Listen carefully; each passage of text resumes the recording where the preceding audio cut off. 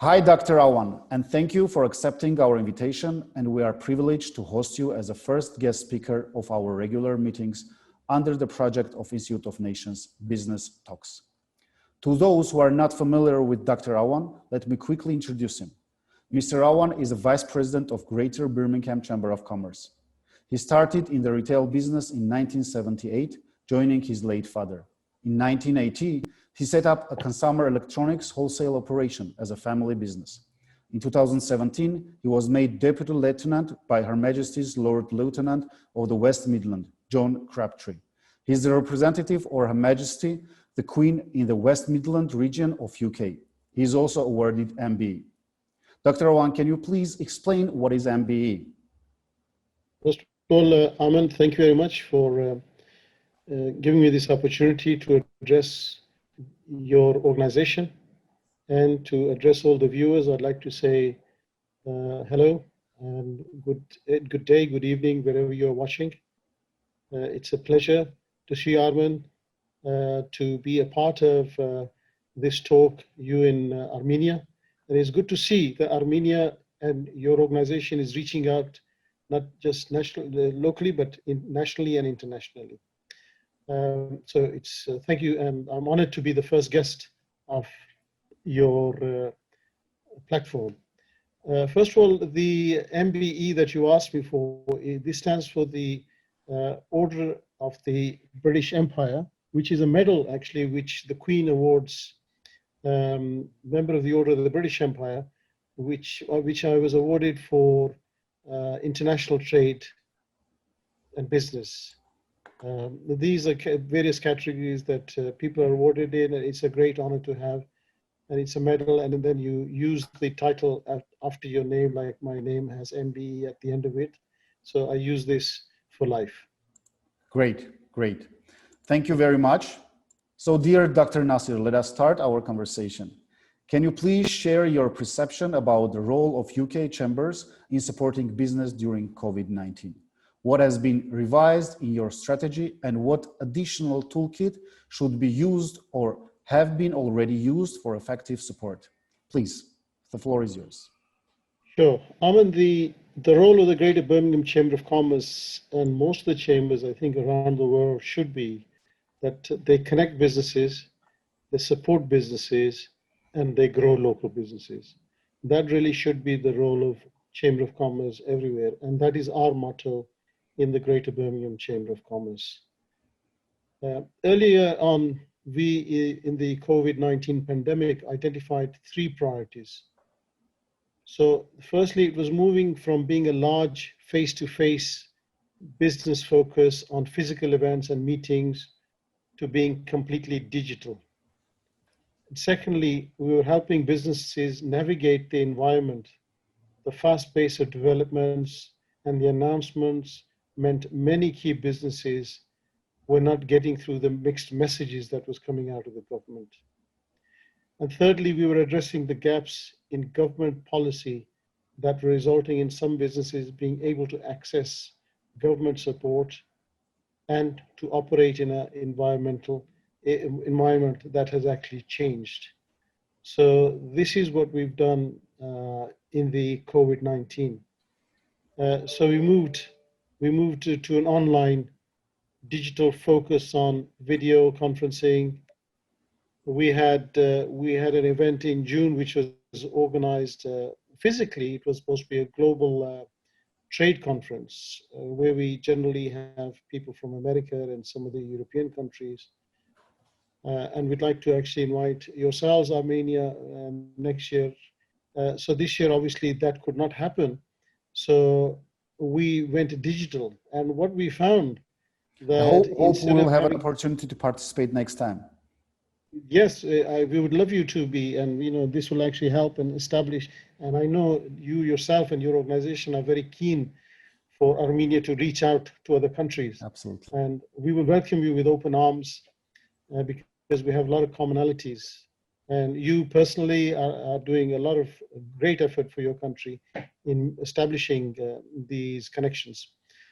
So what we found, actually coming back to our digital conference, was that instead of having participants from 8 or 10 countries, we actually reached out to 24 countries. So it gives you the opportunity. And again, some of the positives that actually come out of the COVID-19 is that people are now using technology a lot more.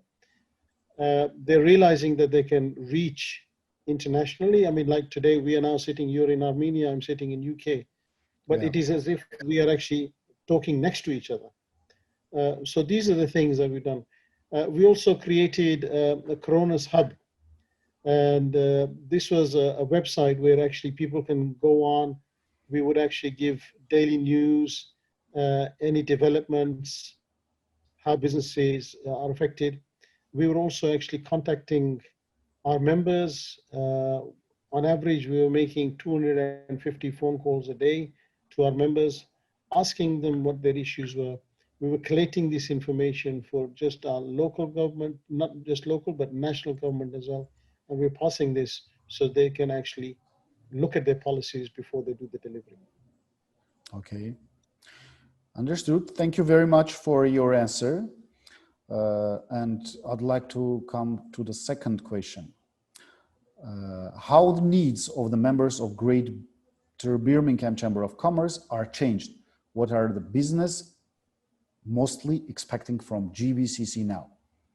Please, the floor is yours.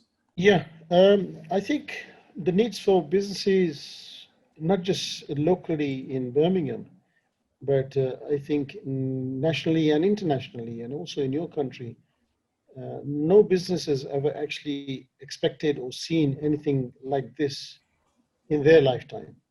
Yeah. We read about something like this in history. The last pandemic was called the Spanish flu, which was in about 100 years before, yeah. 100 years ago. This is 100 years later, but then again, 100 years ago, there was no such thing as planes going to different places. I mean, if you look at the airline industry that's affected, the travel industry is affected, local industry has affected, and I'm sure in Armenia you're facing the same thing, that the local businesses, the SMEs, and even the multinationals are really affected. They are, I mean, what we have luckily in UK is the government was very supportive in what they call the furlough scheme. That means the government paid whilst we had to take some people out of our jobs because there was actually no consumers. Yeah. Yeah. Because there's no consumers, then you don't need the staff. You don't need the store. The stores have to be closed. So then these people were at home, and the government was giving 80% of the salary, which was really a fantastic step from the government, and it was a very bold step. Again, when the lockdown started to easing and the government started to open the non-essential shops, the non-essential industries, this is where the chambers were asked for help as to what goes on, what do we require. Obviously, the workplace changes now because you have social distancing. People who are coming into work cannot be more than 2 meters or 1 meter within control measures. And, you know, things like never we used to wear the mask. Now we have to always wear the mask.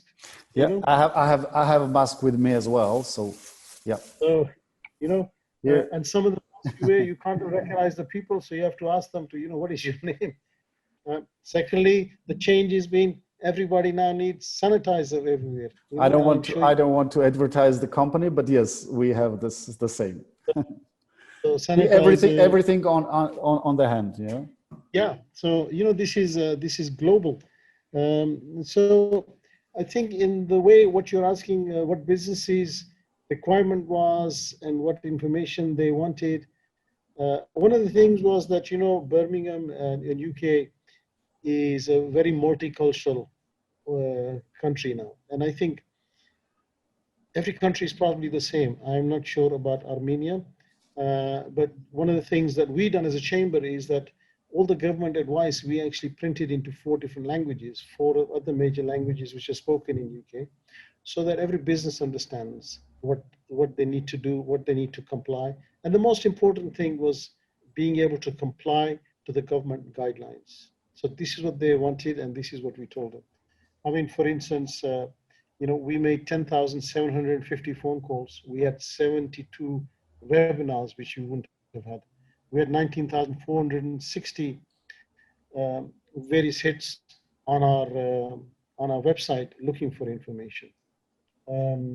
We had 1,260 hours of telephone call support.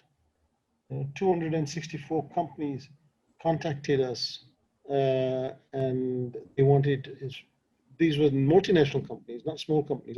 Thousands of small companies, 264 multinational companies who were based locally, including banks, were asking us as a chamber, what do we need to do to comply? Yeah, so this is what we. Birmingham itself is a huge city and one of the most important cities of UK, and it has a big industrial potential.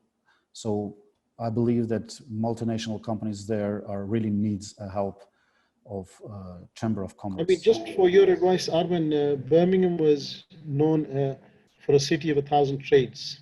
Yes. And it was at one time the engineering workshop of the world. Yeah. Things like Dunlop, the railway engine, so many other things were actually developed in Birmingham. Yeah. So for engineering. I know Birmingham because I've been there twice and I love this city. It's an amazing city with amazing people, and hope all businesses will return to their normal situation and even better. Yeah. Thank you very much. And I'll come with a third question, which is, let us talk a little about UK-Armenia business.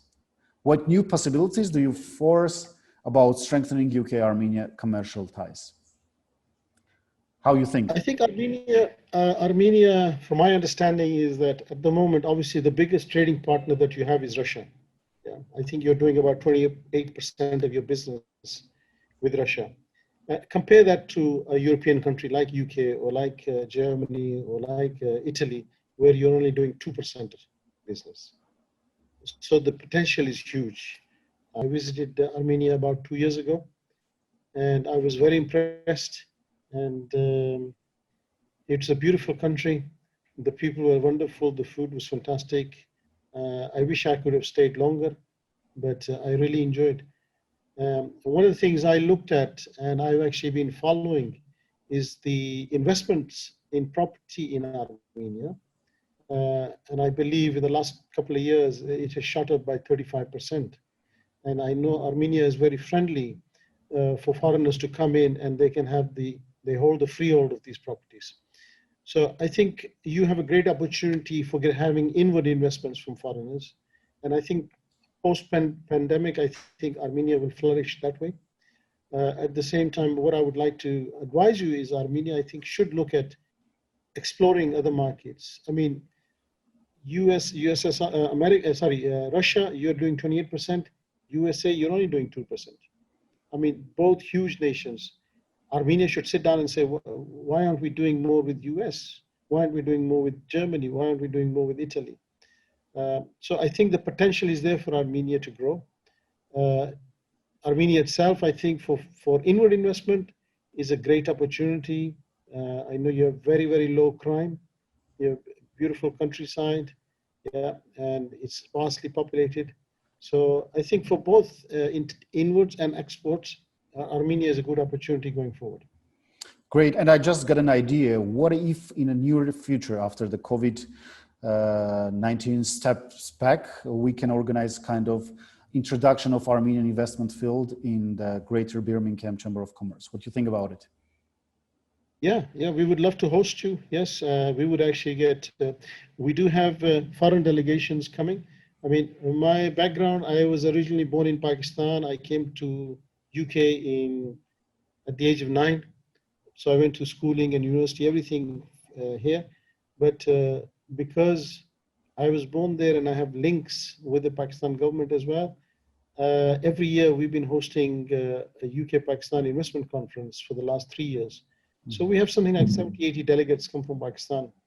And our trade with Pakistan just in the Midlands region has actually grown by 300% just by having these seminars and conferences. So I think, it will be a pleasure for us.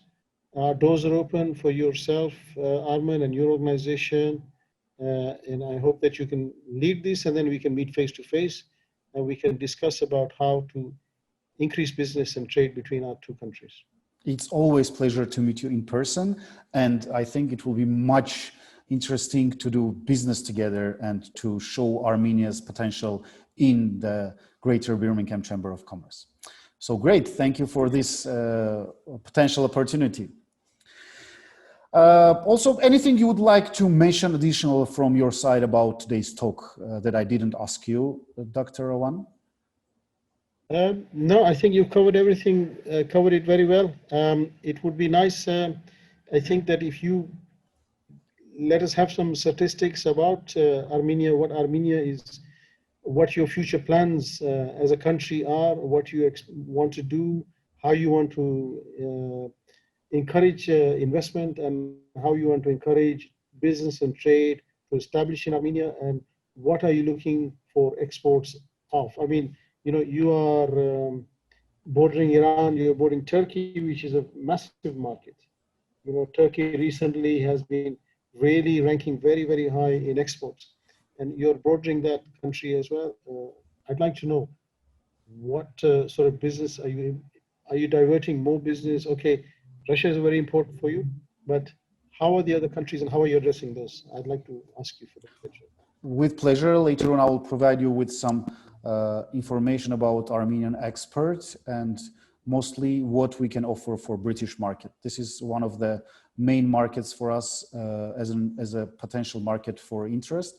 And I think I can show you and I can bring you to the best idea what we can export, what we can do with British market.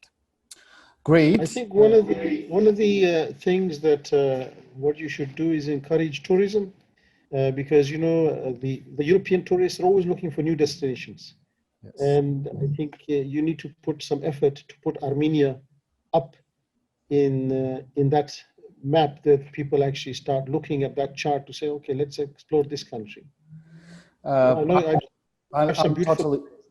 totally agree with you. At least last 5 years, dealing with my friends in UK, I'm all the time promoting Armenia as a new destination, not only for investments, but also for tourism.